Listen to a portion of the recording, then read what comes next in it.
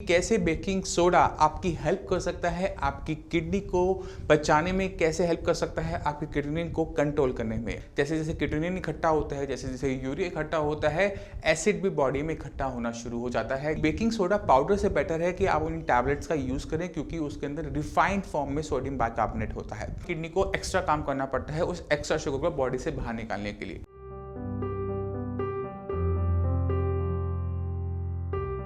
नमस्कार, मेरा नाम है डॉक्टर पुरु धमन और आज इस वीडियो में हम बात करने वाले हैं कि कैसे बेकिंग सोडा आपकी हेल्प कर सकता है आपकी किडनी को बचाने में, कैसे हेल्प कर सकता है आपकी किडनी को कंट्रोल करने में।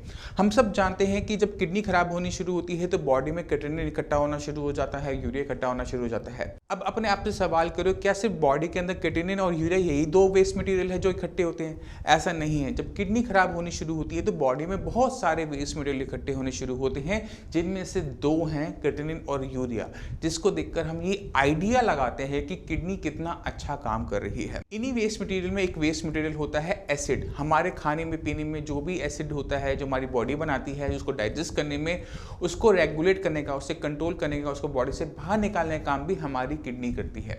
तो जब किडनी की फंक्शनिंग कम होनी शुरू होती है, जैसे जैसे क्रिएटिनिन इकट्ठा होता है, जैसे जैसे यूरिया इकट्ठा होता है, एसिड भी बॉडी में इकट्ठा होना शुरू हो जाता है, जिससे बॉडी के अंदर कंडीशन तैयार होती है, उसे कहते हैं मेटाबॉलिक एसिडोसिस। यानी ब्लड के अंदर इतनी एसिडिटी इकट्ठी होनी शुरू हो जाती है कि जब ये ब्लड आपकी किडनी में जाता है तो किडनी के अंदर डैमेज करता है। इसी वजह से जब भी आपके लेवल बढ़ने शुरू हुए तो हो सकता है कि लेवल आपको जब पता लगा तो वो 2 थे, तो 2 से लेकर 3.5 तक वो धीरे धीरे आए, मगर 3.5 के बाद वो बढ़ने बहुत तेजी से करते हैं। ये इसलिए हो रहा होता है क्योंकि स्टार्टिंग 3.5 तक इतना एसिड एक्यूमुलेट नहीं होता कि किडनी को डैमेज करे, मगर 3.5 या 4 का जो लेवल है क्रिएटिनिन का, वो क्रॉस करते ही आपके लेवल तेजी से बढ़ते हैं, क्योंकि ब्लड का पीएच इतना एसिडिक हो जाता है कि वो अब डैमेज कर सकता है आपकी किडनी के अंदर नेफ्रॉन्स को। इसी वजह से बहुत तेजी से बढ़ता है। इसलिए जितने भी पेशेंट हैं किडनी फेलियर की, जब भी वो अपनी KFT रिपोर्ट करवाएं, उनको मेरी ये एडवाइस है कि अपना सीरम बाइकार्बोनेट का जो टेस्ट है वो ज़रूर उसमें इंक्लूड करवाएं, क्योंकि इससे पता लगता है कि आपका ब्लड कितना एसिडिक है। नॉर्मली हमारी बॉडी के अंदर जो बाइकार्बोनेट्स की वैल्यूज़ होती है वो 22 to 29 होती है, और इसे एक किडनी फेलियर पेशेंट के अंदर मेंटेन करना बहुत ज़्यादा ज़रूरी है। अगर आपके बाइकार्बोनेट लेवल कम आ रहे हैं, यानी आपकी बॉडी के अंदर एसिड एक्यूमुलेटेड है, उसको न्यूट्रलाइज करना जरूरी है। उसको बॉडी से हम बहुत तेजी से बाहर इसलिए नहीं निकाल सकते हैं क्योंकि आपकी किडनी ढंग से फंक्शन नहीं कर रही, तो हमने उसको वहीं पर न्यूट्रलाइज करना होगा। और सिर्फ न्यूट्रलाइज करने के लिए हमें चाहिए बाइकार्बोनेट्स। ये बाइकार्बोनेट्स हम जो लेते हैं वो होता है सोडियम बाइकार्बोनेट, और सोडियम बाइकार्बोनेट को हम कैसे जानते हैं कॉमन नेम से? बेकिंग सोडा के नाम पे। तो ये जो बेकिंग सोडा है ये हेल्प कर सकता है एक किडनी फेलियर पेशेंट को अपने ब्लड के अंदर एसिड को मेंटेन करने में, अपने आप को मेटाबॉलिक एसिडोसिस से बचाने में, अपने लेवल्स को तेजी से बढ़ने में। तो ये जो बेकिंग सोडा है इसे कैसे यूज करना है मैं आपको अभी बताता हूँ। बेकिंग सोडा जो होती है, इसकी टैबलेट, सोडियम बाइकार्बोनेट की टैबलेट नोडोसिस या सबोसिस के नाम से कॉमनली इजिली अवेलेबल है। तो मैं अपने सभी पेशेंट्स को एडवाइस करता हूँ कि बेकिंग सोडा पाउडर से बेटर है कि आप उन टैबलेट्स का यूज करें, क्योंकि उसके अंदर रिफाइंड फॉर्म में सोडियम बाइकार्बोनेट होता है। अगर आपके पास सोडियम बाइकार्बोनेट की टैबलेट्स नहीं है और फिर भी आप बेकिंग सोडा यूज करना चाहते हो, तो उसका तरीका हमेशा याद रखो। अगर आपके लेवल 3.5 तक है, क्रिएटिनिन का लेवल 3.5 तक है, तो आपने आधा ग्राम सोडियम बाइकार्बोनेट यानी बेकिंग सोडा दिन में 3 बार लेना है, थोड़े से पानी के अंदर डिसॉल्व कर। अगर आपके लेवल्स 3.5 से ज़्यादा हैं और आपने टेस्ट करवाया है उसके अंदर वो कम आ रहा है, तो आप बेकिंग सोडा की अमाउंट 1 ग्राम दिन में 3 बार आप ले सकते हैं। इससे क्या होगा, बॉडी के अंदर बाइकार्बोनेट लेवल जाएंगे, आपकी जो ब्लड की जो पीएच है वो मेंटेन करने में हेल्प करेगा, आपको मेटाबॉलिक एसिडोसिस से बचा लिया जाएगा, आपके किडनी लेवल तेजी से नहीं बढ़ेंगे। इसी तरह से अगर कोई पेशेंट नोडोसिस या सबोसिस टैबलेट लेना चाहता है तो उसकी 2 डोसेज फॉर्म आती है, एक तो 500 मिलीग्राम और एक आती है 1 ग्राम। तो अगर आपको 3.5 से नीचे है तो आप 500 मिलीग्राम की टैबलेट दिन में 3 बार लेंगे, और अगर आपके जो लेवल्स हैं 3.54 से अबव है तो आप 1 ग्राम की टैबलेट दिन में 3 बार लेंगे। तो इससे क्या होगा, आपकी बॉडी में बाइकार्बोनेट जाते रहेंगे, आपका जो मेटाबॉलिक एसिडोसिस है वो कंट्रोल में रहेगा, और क्रिएटिनिन आपका बहुत तेजी से नहीं बढ़ेगा, मगर वो बढ़ेगा। अब इसका सवाल पड़ता है क्यों? क्योंकि हमने मेटाबॉलिक एसिडोसिस तो रोक दिया, मगर किडनी फेलियर होने के पीछे जो रीज़न था उससे कंट्रोल नहीं किया।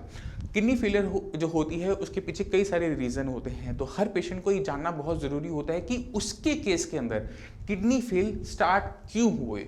तो कभी कभार हमें मिलता है आपका बढ़ा हुआ ब्लड प्रेशर, कभी कभार मिलता है हमें डायबिटीज़, कभी कभार हमें मिलती है पॉलीसिस्टिक किडनी, कभी कभार हमें मिलती है आइजियोनेफ्रोपैथी। अगर आपको ये रीज़न नहीं पता, आप किसी भी कीमत के अंदर अपनी किडनी फेलियर को नहीं रोक सकते। तो सबसे पहला काम क्या है कि किडनी फेल करने के पीछे जो रीज़न है, जो कारण है, उसे कंट्रोल में कर लेना। अगर ब्लड प्रेशर की वजह से किडनी खराब हो रही है, किडनी श्रिंक हो रही है, आपने अल्ट्रासाउंड करवाया, किडनी श्रिंक है, यानी आपकी जो किडनी है उसको डैमेज किया आपके ब्लड प्रेशर में। और अगर आपका ब्लड प्रेशर आज की डेट में भी बढ़ा हुआ है, या फिर आप मेडिसिन खाते तो कंट्रोल में हो जाता है, मगर रात को बढ़ना शुरू हो जाता है, दैट मीन्स आपकी किडनी को रात को डैमेज होता है। तो हमने अपना ब्लड प्रेशर 2400 घंटे 365 दिन कंट्रोल में रखना होता है। नॉर्मली जो ब्लड प्रेशर की वैल्यू होती है वो 120/80 होती है। तो 120/80 जो 80 वाला पार्ट है डायसिस्टोलिक, वो 80 to 90 नॉर्मल लिया जाता है, जिसकी किडनी खराब नहीं हुई। मगर अगर आपकी किडनी ब्लड प्रेशर की वजह से खराब हो रही है तो ये आपके लिए नॉर्मल वैल्यूज नहीं है। आपकी नॉर्मल वैल्यूज बदल जाती हैं। आपकी नॉर्मल वैल्यूज हो जाती है 70 to 80 डायसिस्टोलिक, यानी आपका जो ब्लड प्रेशर है वो 70 और 80 के बीच में रहना चाहिए। नीचे वाला, ऊपर वाला का आप भूल जाओ, जितना भी जाए कोई दिक्कत वाली बात नहीं है, बट नीचे वाला जो आपका ब्लड प्रेशर है वो 70 to 80 mm/Hg रहना चाहिए, जिससे क्या होगा कि किडनी को डैमेज होना बंद हो जाएगा। तो हमने दो चीज़ों पे काम किया। हमने अपने ब्लड प्रेशर को कंट्रोल कर किडनी को फर्दर डैमेज होने से रोका, पहला। और इस किडनी की नॉन फंक्शनिंग की वजह से जो बॉडी में मेटाबॉलिक एसिडोसिस हो रहा था, उसको हमने सोडियम बाइकार्बोनेट लेकर उससे कंट्रोल किया। तो आप क्या देखोगे कि आपके लेवल्स थम गए, घटेंगे नहीं, थम जाएंगे, वो बढ़ना बंद हो जाएंगे। और ये सबसे पहला स्टेप होता है किसी भी किडनी फेलियर के ट्रीटमेंट के अंदर। इसी तरह से हम डायबिटीज़ में करेंगे। डायबिटीज़ को आप समझने की कोशिश करो कि जब आपकी डायबिटीज़ आपकी बॉडी के अंदर ब्लड शुगर लेवल 180 को क्रॉस करते हैं तो आपकी किडनी को एक्स्ट्रा काम करना पड़ता है उस एक्स्ट्रा शुगर को बॉडी से बाहर निकालने के लिए। तो चाहे आपकी फास्टिंग बढ़ी हुई हो, चाहे पीपी बढ़ी हुई हो, आपकी जो शुगर लेवल्स होनी चाहिए वो 180 से नीचे नीचे ही होनी चाहिए, उससे ज़्यादा ना चाहे। इसके लिए चाहे आपको मेडिसिन लेनी पड़े, इसके लिए चाहे आपको इंसुलिन लेने, कोई फ़र्क नहीं पड़ता, बट आपकी शुगर लेवल्स हमेशा 180 से नीचे रहनी चाहिए। अब चलते हैं आइजियोनेफ्रोपैथी और पॉलीसिस्टिक किडनी। दोनों जेनेटिक डिसऑर्डर है, नॉन क्योरेबल है, ओनली मैनेजेबल है। कॉज को जानो कि क्यों आपकी किडनी ढंग से फिल्टर नहीं कर पा रही है। आइजियोनेफ्रोपैथी के अंदर आईजी इम्यूनोग्लोबिन आपकी किडनी के ऊपर डिपॉजिट हो रहे हैं, जिसकी वजह से जो नेफ्रॉन्स हैं, जो उसकी मेम्ब्रेन है, जो फिल्ट्रेशन, जो उसकी पावर है, वो इन्फ्लेम्ड हो जाती है, यानी नेफ्रॉन्स इन्फ्लेम्ड हो जाती है, क्योंकि वहाँ पे इम्यून सिस्टम का रिस्पॉन्स स्टार्ट हो जाता है। तो इम्यून सिस्टम को कंट्रोल करने के लिए आपको इम्यूनोमॉड्यूलेटर की ज़रूरत होती है।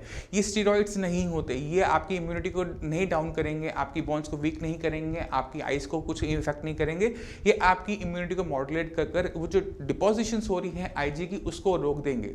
उससे क्या होगा, जो इन्फ्लेम्ड रिएक्शन है वो बंद हो जाएगा, आपकी किडनी से जो नुकसान हो रहा है वो बंद हो जाएगा और आपके किडनी लेवल स्टेबल होने स्टार्ट हो जाएंगे। ये हुआ आइजियोनेफ्रोपैथी का। पॉलीसिस्टिक किडनी में चलते हैं।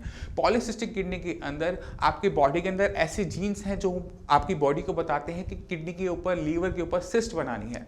अब सिस्ट जितनी ऊपर होती है उतना ही नीचे दबाव बनाती है। और हम सब जानते हैं कि नेफ्रॉन्स जो काम करते हैं वो ब्लड के प्रेशर बेस्ड काम करते हैं, कि ब्लड जब नेफ्रॉन में एंटर करता है तो अलग प्रेशर से करता है, और जब वो निकलता है तो वो अलग प्रेशर से निकलता है।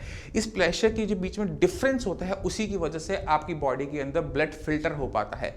अब आप समझो कि आपकी किडनी के ऊपर कोई ऊपर से प्रेशर डाल रहा है, तो आपके अंदर का जो प्रेशर है वो बदल जाता है, जिससे किडनी की जो फंक्शनिंग है वो इफेक्टेड होनी शुरू होती है। जब तक आप इस सिस्ट पे काम नहीं करोगे, जब तक आप इस प्रेशर पे काम नहीं करोगे, जब तक इस प्रेशर को आप रिलीव नहीं करोगे, कभी भी आपकी किडनी सही तरीके से काम नहीं कर पाएगी। तो हमने हमेशा काम करना है सिस्ट पे, और सिस्ट पे काम करना मुश्किल होता है क्योंकि ये आपकी जीन्स की वजह से आ रहा होता है। जीन्स में आपकी सिस्ट बनना लिखा हुआ है, इस वजह से वो आ रहा होता है। तो मगर हम इस कैसे कंट्रोल कर सकते हैं इस सिस्ट को, हम फर्दर फॉर्मेशन को रोका जा सकता है कि और सिस्ट ना बने, पहली चीज़। दूसरी, जो सिस्ट बनी हुई है उनका प्रेशर को कम कर भी आपकी किडनी की फंक्शनिंग को लेकर आया जा सकता है। तो जितने भी पॉलीसिस्टिक किडनी के पेशेंट्स हैं उनको अपनी सिस्ट पे काम करना चाहिए, जब भी जाकर आपको अपने लेवल्स के अंदर वो फर्क नजर आएगा। मैं उम्मीद करता हूँ इस वीडियो से आप काफ़ी कुछ समझ गए, बेकिंग सोडा की इंपॉर्टेंस, मेटाबॉलिक एसिडोसिस, क्यों आपके लेवल बढ़ते जा रहे हैं, कैसे उन्हें कंट्रोल करना है। तो आप इन चीज़ों को अपने माइंड में रखो, हर चीज़ को इवैल्यूएट करो कि क्या आप कर रहे हो, अपनी मेडिसिन का पर्चा निकालो और एक एक मेडिसिन को खुद ब खुद सर्च करना स्टार्ट करो कि ये मेडिसिन मैं किस लिए ले रहा हूँ। क्या ये मेडिसिन मेरे सिस्ट पे काम कर रही है, क्या ये मेडिसिन मेरे बीपी पे काम कर रही है, क्या ये मेरी किडनी की फंक्शनिंग को बढ़ा कर रहेगी।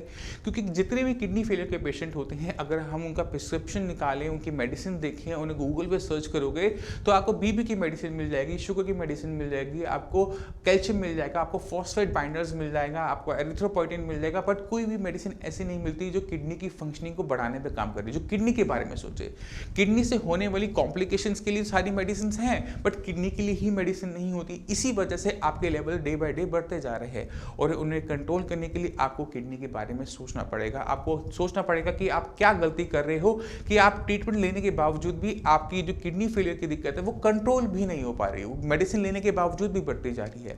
खुद से सवाल करो कि क्या वो ट्रीटमेंट आपके लिए सही है, क्या वो आपके लिए काम कर रहा है, क्या वो जो आपने अब तक किया वो आपको आगे बचा पाएगा। जब ये क्वेश्चन के आंसर आपको मिल जाएंगे तो आपको खुद ब खुद रास्ता दिख जाएगा कि आपके लिए क्या रास्ता सही है और कैसे आप इस रास्ते पे चलकर अपनी किडनी फेलियर की दिक्कत को कंट्रोल कर सकते हो, अपने आप को बचा सकते हो डायलिसिस से और ट्रांसप्लांट से। डायलिसिस और ट्रांसप्लांट की दोनों के साइड इफेक्ट्स हम बहुत अच्छी तरीके से जानते हैं। हमने अपने आसपास इतना कुछ देख रखा होता है कि हमें पता है कि ये हमें नहीं बचा सकता। तो बहुत इंपॉर्टेंट चीज़ें हैं, इन सब चीज़ों को समझना, बेकिंग सोडा की इंपॉर्टेंस को समझना, सोडियम बाइकार्बोनेट कैसे हेल्प करता है उसके बारे में इंपॉर्टेंस को समझना।